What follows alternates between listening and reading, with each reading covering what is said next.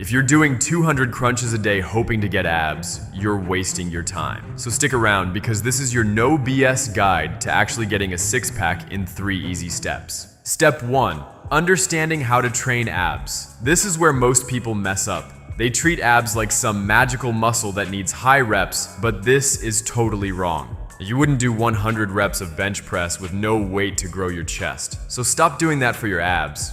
If you want results, apply these 4 rules. Add resistance. That can be weights, machines, or your own body weight. But if you want that thick carved 3D abs look, body weight alone won't cut it forever, as it won't provide enough stimulus to grow the muscle over the time, and you will end up with these flat pancake abs. 2. Stay in the 5 to 15 rep range. If you're cranking out 20 plus reps without crying, it's time to add some difficulty. That leads us to our point 3, progressive overload. It means pushing your muscles a bit harder over time by adding weight, reducing rest between sets, or slowing down the tempo of each rep so they're constantly challenged and forced to grow. 4. Train abs twice a week. That's more than enough. No need to hit them 4 times a week. They need to rest to grow. Step 2. Do the right exercises. To hit everything, upper, lower, and obliques, you only need 3 exercises. That's all. Seriously.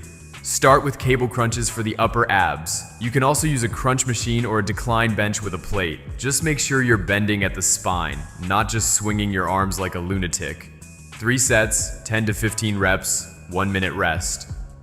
Next, leg raises for lower abs. If straight leg raises are too hard, no shame. Just bend your knees and do knee raises instead.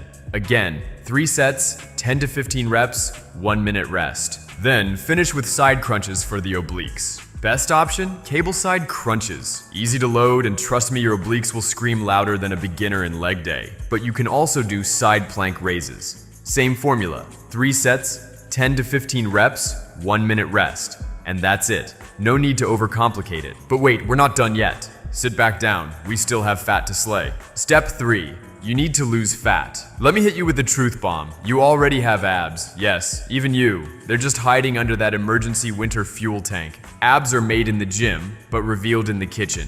To do that, you need a calorie deficit.